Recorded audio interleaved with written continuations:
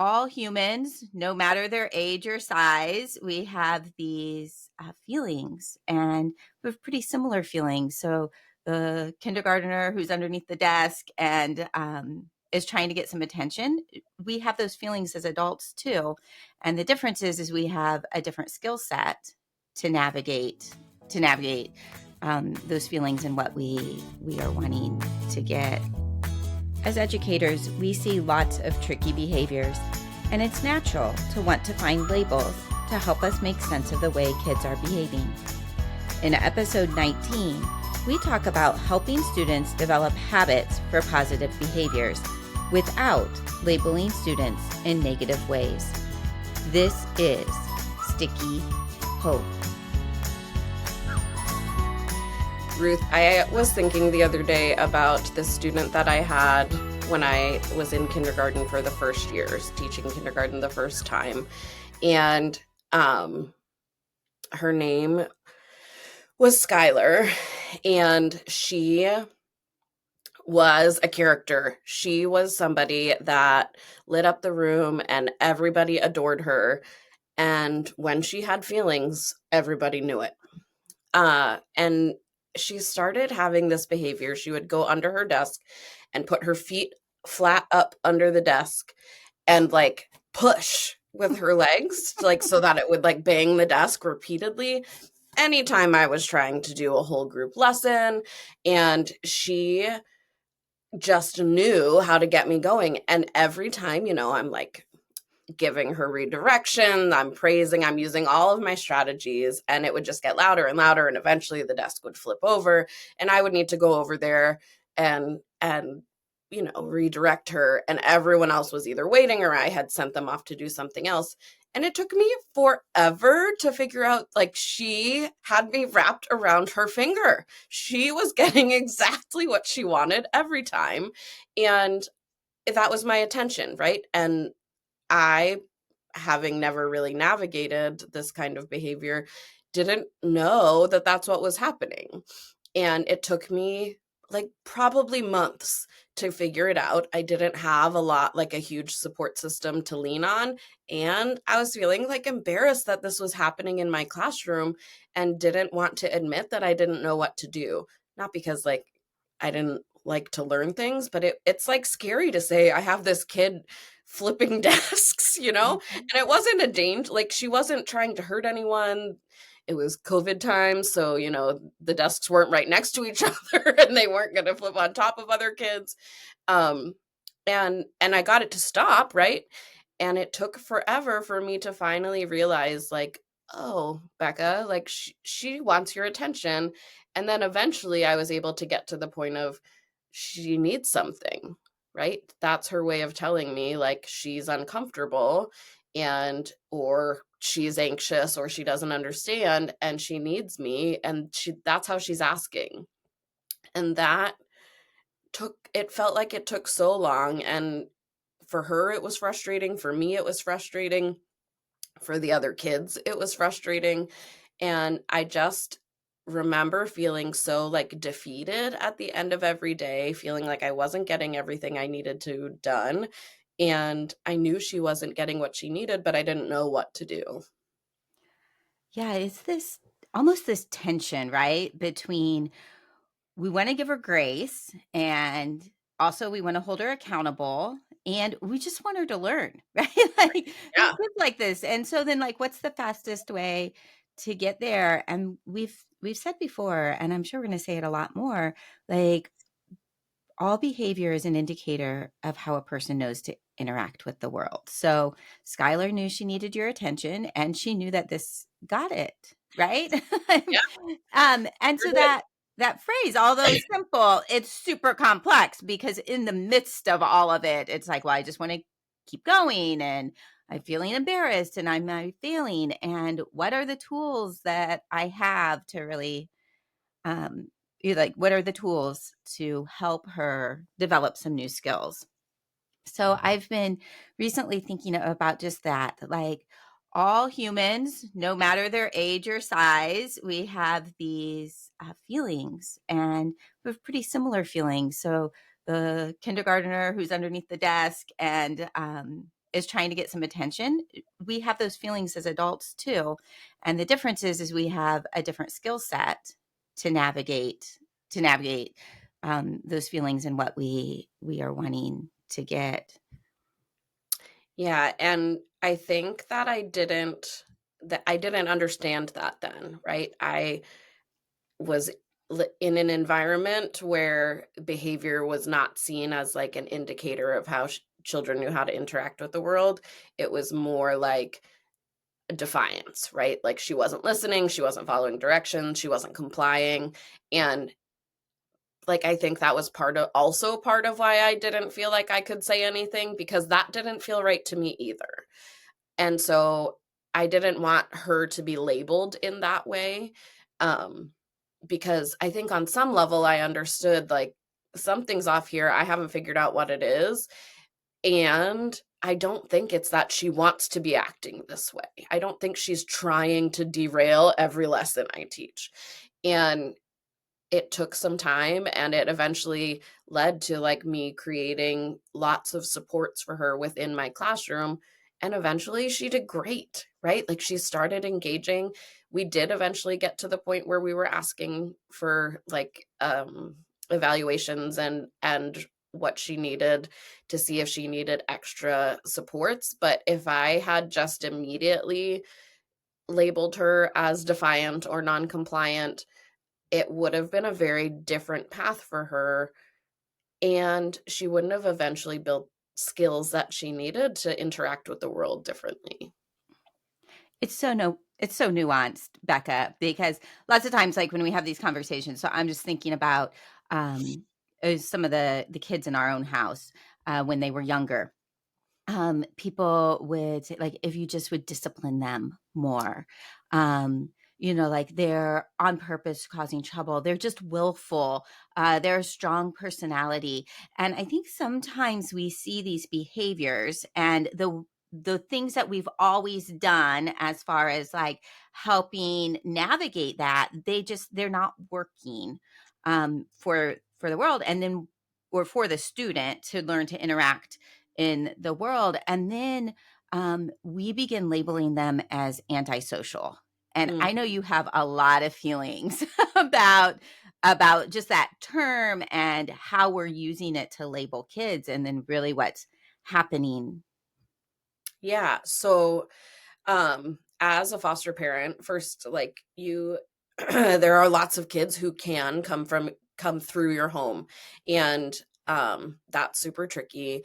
And the first time I heard one of the children identified as antisocial, I was like, you're talking about a child. Like, why, what are you doing? And like luckily I was able to show my confusion. Like also my face always shows my feelings, so it wasn't that hard to notice. But um and the social worker looked at me and she was like, Becca, when I say antisocial, I'm not saying like having a mental health disorder. She said antisocial is any kind of behavior that is it like goes against what is typically happening, right? So it can be antisocial to shout out in a classroom, right? Like when you're sitting and reading, that is antisocial because it goes against the expected norms of the situation.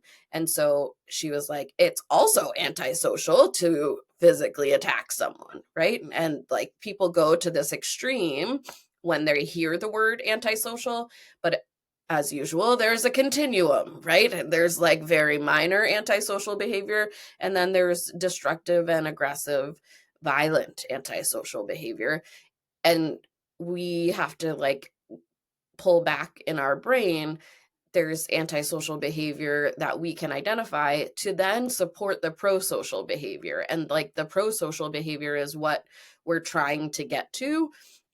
Another way I've heard it talked about and I use a lot is replacement behavior. So when you're seeing a behavior that is antisocial, that you don't want to perpetuate, you have to teach the skills of a different replacement behavior. You need to replace that behavior with something. You can't just tell them to stop doing something because they don't know what else to do, right? They're doing what they know how to do, and you need to give them something else to do in its place. Um And so my foster child, and like when they were identified as antisocial, she corrected me and she was like, I'm not saying they are antisocial. I'm saying these behaviors are antisocial. And I was like, oh, that's totally valid. And now what? Right? Like, let's work together to make a plan to give them the skills that they need. And this tension of, there's a reason they have these behaviors, right? There's a reason they're exhibiting these antisocial behaviors, and they can't continue. And so how do you balance, like, I understand you've lived these extremely horrific things and you need to figure out how to interact with the world, and I'm here to help you. I will stand in that with you, and holding that balance of accountability and grace is a really tricky thing. Yeah, I agree, Becca. It's why we're so quick to label, right? So we want to put a label on things. And, recently we just got some feedback from our editor with the book. And one of the things that struck me is he said, I really appreciate the way you're saying it's like a dysregulated situation instead of a dysregulated person. And here I'm hearing you say the same thing. It's not an antisocial human, it's an antisocial behavior. And although nuanced, I think it's really important because we are quick to try to label people. And so, like I had said, one of my kids is like she's strong-willed, she's stubborn. Yes. And if I look at the positive qualities of those things, she has a lot of strong leadership qualities. Like she could get people, she could, get on the playground. Suddenly there were like 18 kids all playing one game. And I might look at that and I have a tendency to say like she's bossy, which, like there's these elements. And also she was able to organize people in a way that a lot of the second graders weren't doing. And so I think for us, we want to label because we want to understand, and I think it's really important that we look at that label, like, oh, that child's really moody, or are they creative and artistic? Like Mm, there's this other way to look at it. I was sharing with you that I was talking to a friend who has some young children, and one of them is showing some signs of ADHD. And she was like, I don't know that I want that label on her, but I want an explanation of the behavior. And it just, you and I have been talking a lot about, we want explanations, but we don't want them to become excuses. right. And how do we navigate that as teachers when we're seeing a lot of antisocial behavior, which we might say is challenging behavior or surprising behaviors? We're seeing all of this. And like you were saying at the beginning, like, I'm embarrassed that it's happening. But the truth of the matter is, there's nothing to be embarrassed about because what it is it's giving us information for how we can help develop some skills, so that that child can navigate the world in what you were saying is a pro-social way, right? Like, again, can we just flip these terms to really change the way we're looking at things? So we have this, you've been playing, like it's true, like experimental, just playing, exploring with a behavior and skills tracker where we're really trying to see, like you were saying, some of those replacement behaviors or some of the skills needed to help kids navigate the world in a pro-social way. So I have worked on, and I'm tweaking it, right? Like this is, we're really trying to think through as I'm working through it with students.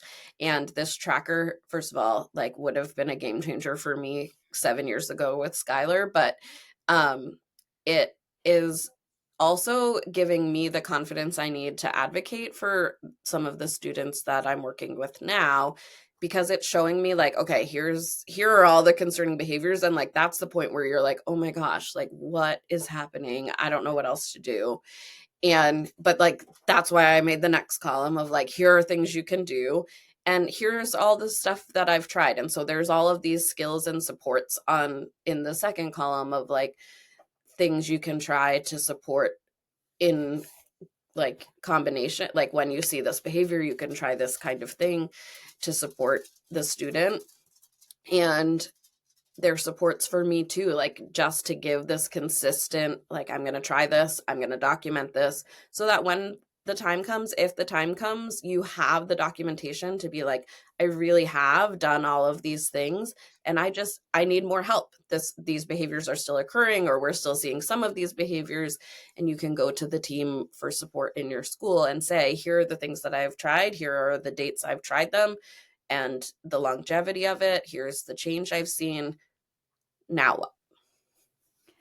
Yeah, and what I really love about it, Becca, is that that tracker is focused on developing skills needed to learn in school, right? Like that. That's the focus, so that we can learn academic content Right. and operate in ways that are helpful for the entire learning community. So we're really excited. We're starting to get some early people who have used it. They're sending it back to us. You can download it from stickyhope.com and use it and let us know how it's going.